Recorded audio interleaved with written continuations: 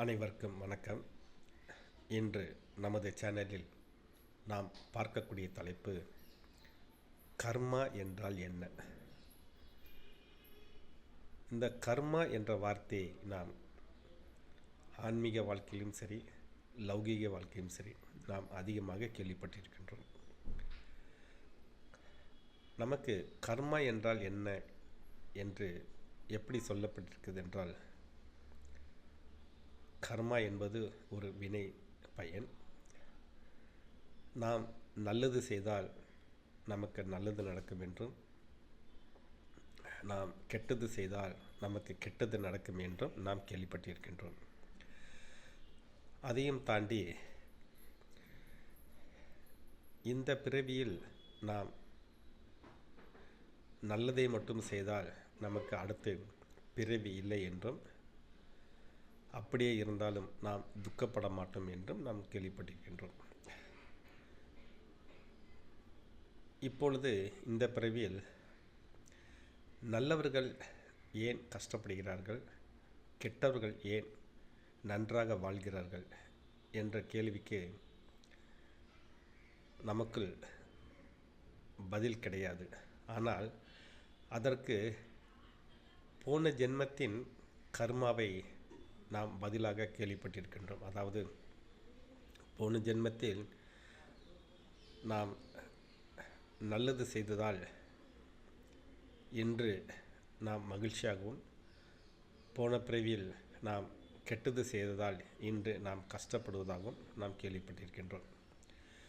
அதை நோக்கி தான் என்னுடைய ஆன்மீக பயணத்தில் ஆரம்பத்தில் கர்மாக்கான பதிலை நான் கேள்விப்பட்டிருக்கின்றேன். ஆனால் இந்த ஆன்மீக தேடலில், இந்த ஆன்மீக பயணத்தில் கர்மாக்கான ஒரு புதிய பதிலை எனக்கு கிடைக்கும் பொழுது மிகவும் ஆச்சரியமாக இருந்தது. அதாவது கர்மா என்பது நமது சுய ஒழுக்கத்துக்காக முன்னோர்கள் சொல்லி இருப்பார்களோ என்று நான் நினைக்கின்றேன். ஏனென்றால் நாம் போன பிறவியில் செய்த கர்ம பயனுக்காகத்தான் இப்பொழுது ஒரு பிறவி எடுத்திருக்கின்றோம் என்றால், நாம் இந்த பூமியில் முதலாக பிறவி எடுக்கும் பொழுது எந்த கர்ம வினை பயனின் அடிப்படையில் நாம் பிறவி எடுத்தோம் என்று எனக்குள் ஒரு கேள்வி வந்தது.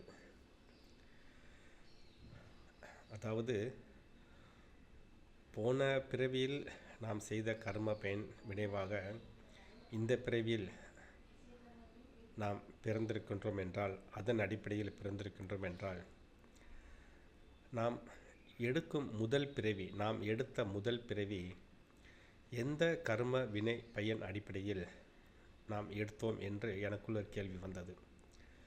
அப்பொழுதுதான் கர்மாக்கான பதிலும், கர்மா என்பது நம் சுய ஒழுக்கத்துக்காக, எல்லோரும் ஒழுக்கமாக வாழ வேண்டும் என்பதற்காக சொல்லப்பட்டிருக்கலாம் என்ற எனக்குள் ஒரு பதில் வந்தது.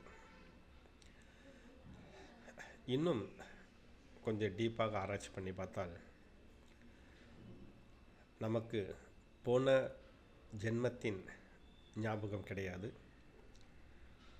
இனிமேல் அடுத்த ஜென்மத்தில் பிறந்தாலும் இந்த பிறவியோட ஜென்மங்கள் நமக்கு ஞாபகத்தில் இருக்க போகிறதில்லை.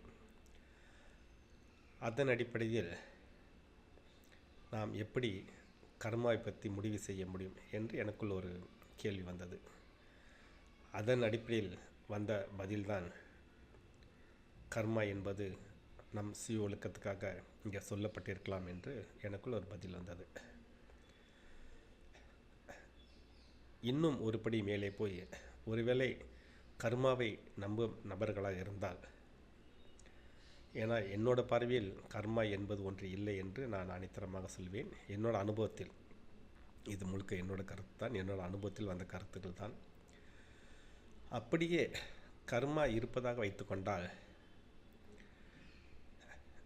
இப்பொழுது நாம் செய்யக்கூடிய செயல்கள் அனைத்தும் யாரால் செய்யப்படுகிறது என்று ஆராய்ந்து பார்த்தால், அதாவது நாம் தினந்தோறும் செய்யக்கூடிய செயல்கள், அதற்கு காரணம் யார்? உதாரணத்துக்கு, நாம் ஒரு நாளைக்கு என்னென்ன செயல்கள் செய்கிறோமோ இது எல்லாம் நான் தான் செய்கின்றேன் என்றால், ஒருவேளை அது கர்மாவாக விளையும் என்றும், அதாவது செய்யக்கூடிய அனைத்து செயல்களுக்குமே நான் தான் காரணம் என்று நினைத்தால் அது கர்ம கணக்காக அமையும் என்றும், இப்பொழுது நான் செய்யக்கூடிய எந்த செயலுக்குமே நான் காரணமல்ல, நான் ஒரு கருவியாக மட்டுமே இருக்கின்றேன் என்று நினைத்தால் அது கர்மாவாக மாறாது என்றும் நான் புரிந்து வைத்திருக்கின்றேன். எல்லோரும் பொதுவாக சொல்லும் வார்த்தை, நான் செய்கின்றேன், நான் தூங்குகின்றேன், நான் சாப்பிடுகின்றேன், நான் வேலை செய்கின்றேன். இப்படி அனைத்துமே தான் செய்வதாக நினைத்து செய்வதால்தான் இங்கு துக்கங்கள் வருகிறது என்று நான் பார்க்கின்றேன். ஆனால் இங்கே நடக்கக்கூடிய எந்த செயலுக்குமே நான் பொறுப்பல்ல, நான் கருவியாக மட்டுமே செயல்படுகின்றேன் என்று எனக்குள் ஒரு புரிதல் வரும்பொழுது, இங்கே என்னால் செய்யக்கூடிய எந்த செயலுமே என்னை முழுவதும் பாதிப்பதில்லை. அதேபோல்தான் நீங்கள்தான் செய்கிறீர்கள் என்று நீங்கள் நினைத்தால் அதன் விளைவுகள், அதன் பயன்கள் எல்லாமே அது உங்களை சார்ந்தது. நல்லது செய்தால் நீங்கள் மகிழ்ச்சியாகவும், கெடுதல் செய்தால் நீங்கள் துக்கமாகவும் இருப்பீர்கள். அதே நேரத்தில் நான் நல்லது செய்தாலும், என் மூலமாக ஒரு கெட்டது நடந்தாலும் அதற்கு நான் காரணமல்ல, ஏனென்றால் நான் ஒரு கருவியாக செயல்படுகிறேன் என்று என்றைக்கு நாம் நினைக்கின்றோமோ அப்பொழுது நாம் இந்த கர்ம பயனிலிருந்து நம்மால் விடுபட முடியும். ஏனென்றால் எதன் அடிப்படையில் சொல்கின்றேன் என்றால், இந்த பிரபஞ்ச இயக்கம் அனைத்தும் ஒரு இயக்கமாக இங்கே நடைபெறுகிறது. இதை இயக்குவது யார் என்ற கேள்வி பல பதில்கள் வரும். அதாவது இதை ஒரு இறைவன் இயக்குகிறார், இந்த பிரபஞ்சம் இயக்குகிறது, ஏதோ ஒரு பேர், நம்ம கடவுள்னு வச்சுக்கலாம், பிரபஞ்சம்னு வச்சுக்கலாம், பிரபஞ்ச இயக்கம்னு வச்சுக்கலாம், நமக்கு ஏதாவது ஒரு பேர் வச்சுக்கலாம், சக்தின்னு வச்சுக்கலாம், நமக்கு மேலே இருக்கிற ஒரு பவர் நினச்சிக்கலாம், சுப்ரீம் பவர் நினச்சிக்கலாம், எதனாலும் நினச்சிக்கலாம்.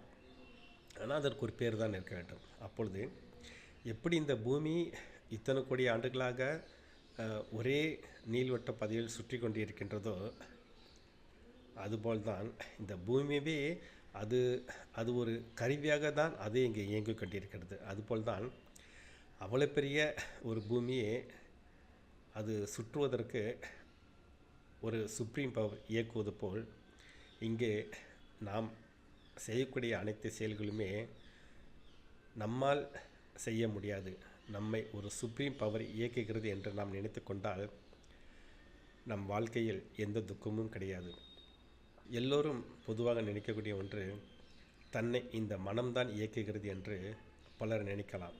ஆனால் நான் நினைப்பதெல்லாம், இந்த உடலில் உள்ள பாகங்கள், அதாவது உடலில் உள்ள உறுப்புகள், இதயம் இயங்குவது, இரத்த ஓட்டம் நடப்பது, இது போன்ற அனைத்து உறுப்புகளும் எப்படி ஒரு சக்தியின் மூலமாக தானாக இயங்குகிறதோ, அதுபோல்தான் நாம் செய்யக்கூடிய அனைத்து செயல்களுமே ஒரு தானாக நடக்கக்கூடிய ஒரு நிகழ்வாக தான் நான் பார்க்கின்றேன். அதனால்தான் இந்த கர்ம பயனிலிருந்து விடுபட்டு, இந்த துக்கத்திலிருந்து விடுபட்டு, ஏனென்றால் இப்பொழுதும் நான் பேசுவது இது கூட நான் ஒரு கருவியாக தான் இங்கே பார்க்கின்றேன். இது கூட நான் பேசுவது, நான் சொல்வது போல் எனக்கு தெரியவில்லை, இதுவும் ஒரு கருவிதான். ஏனென்றால் எப்படி நான் இந்த பேசுவதை ஒரு கேமரா ஒளிப்பதிவு செய்து ஒரு நெட்வொர்க் மூலமாக நீங்கள் பார்க்கின்றீர்களோ, இந்த கேமரா ரெக்கார்ட் பண்ணாலும் அது ஒரு கருவியாக எப்படி செயல்படுகின்றதோ, அதேபோல் தான் என்னென்றால் நமக்கு இந்த கேமரா உயிர் இல்லை, நமக்கு உயிர் இருக்கிறதால நம்ம தான் செய்யணும்னு நினைக்கிறோம். ஸோ கேமராவுக்கு உயிர் இல்லாதனால அது செய்யலைன்னு நினைக்கிறோம். அப்படி கிடையாது. உயிர் இருந்தாலும் உயிர் இல்லாவிட்டாலும் நாம் ஒரு கருவி தான். எப்படி கேமராக்கு உயிர் இல்லாமல் அது ஒரு கருவியாக இருந்து செயல்படுதோ, அதேபோல் நாம் உயிர் இருந்தாலும் நாமும் இந்த பிரபஞ்சத்தில், இந்த பூமியில், இந்த உயிரினங்களில் ஒரு கருவிதான். நம் மூலமாக இந்த பிரபஞ்சம் இயக்குகிறது. அதற்கு காரணங்கள் நம்மால் தேட முடியாது. ஏன்னால் இங்கே பல ஆன்மீக கேள்விகளுக்கு பதில் கிடையாது. ஆனால் கண்டிப்பாக இது ஒரு பதில் இருக்கும். அந்த பதிலை பற்றி நமக்கு கவலை கிடையாது. முழுக்க முழுக்க நாம் நினைப்பது ஒன்று தான், நாமும் ஒரு கருவிதான். நாம் கருவியாக இருந்து நம்மளை இந்த பிரபஞ்ச சக்தி இயக்குகிறது என்றால், இங்கே நடக்கக்கூடிய செயல்களுக்கு நாம் துக்கப்படணும் அவசியம் கிடையாது. அதே நேரத்தில் நாம் மகிழ்ச்சியாக இருக்க வேண்டும் என்பது அவசியம் கிடையாது. ஏனென்றால் என்றைக்கு நாம் நாம் மகிழ்ச்சியாக இருக்கின்றோமோ அப்பொழுது நாம் துக்கப்படத்தான் வேண்டும். ஏன்னா வெறும் நாம் மகிழ்ச்சியை மட்டுமே எடுத்துக்கொள்ள முடியாது. ஸோ மகிழ்ச்சின்னு தான் துக்கமும் இருக்கும். அதே நேரத்தில் இது எப்பொழுது எல்லாமே நான் செய்கின்றேன் என்றால் மட்டுமே இந்த மகிழ்ச்சி துக்கம் பொருந்தும். இங்கே எதுவுமே நான் செய்யவில்லை, நான் ஒரு கருவி அப்படி என்று நாம் முழுவதுமாக நினைக்கும் பொழுது இங்கே எது நடந்தாலும் மகிழ்ச்சியும் கிடையாது, எது இழந்தாலும் துக்கமும் கிடையாது என்ற ஒரு சமநிலை நம்மால் ஒரு பக்குவத்துக்கு வர முடியும். இதுதான் ஒரு ஆன்மீகத்துக்கு முக்கிய தேவை என்று நான் நினைக்கின்றேன். ஏன்னா ஆன்மீக வாழ்க்கைன்றது ஏதோ வாழ்ந்து விட்டு போவதல்ல. நமக்குள் ஏதாவது கிடைத்தாலோ நாம் ஏதாவது இழந்தாலோ நாம் எப்பொழுதும் ஒரே சமநிலையில் இருக்க வேண்டும். நமக்கு ஏதாவது ஒரு பொருள் கிடைக்குதுன்னா மகிழ்ச்சியும் அடையக்கூடாது, ஒரு பொருள் நம்ம விட்டு கைவிட்டு போச்சுன்னா அது துக்கமும் அடையக்கூடாது. இந்த சமநிலை தான் ஆன்மீகத்திற்கு ஒரு நல்ல ஒரு பயணத்துக்கான அடையாளம் என்று நான் பார்ப்பேன். அதனால் கர்மாவை பற்றி 1000 விளக்கங்கள் சொன்னாலும் என்னோட அனுபவத்தில், ஏன்னால் நான் இங்கே பேசக்கூடியது அனைத்துமே முழுக்க என்னோடய தியானத்தின் அனுபவத்தின் மூலம் கிடைத்த பதில் மூலமே நான் இங்கே பேசிக்கொண்டிருக்கின்றேன். அதன் அடிப்படையில் கர்மா என்பது நம் ஸ்ரீ ஒழுக்கத்துக்காக சொல்லப்பட்ட ஒன்று. நான் செய்கின்றேன் என்றால் வேணால் அது கர்மாவாக முடியும். இங்கே நான் ஒரு கருவியாக செயல்படுகிறேன் என்று நினைக்கும் பொழுது, எந்த செயலுமே என்னை பாதிக்காத பொழுது அது கர்மாவாக அமையாது என்பதை நான் முழுவதுமாக நம்புகிறேன். மீண்டும் வேறொரு தலைப்பில் நாம் சந்திக்கலாம்.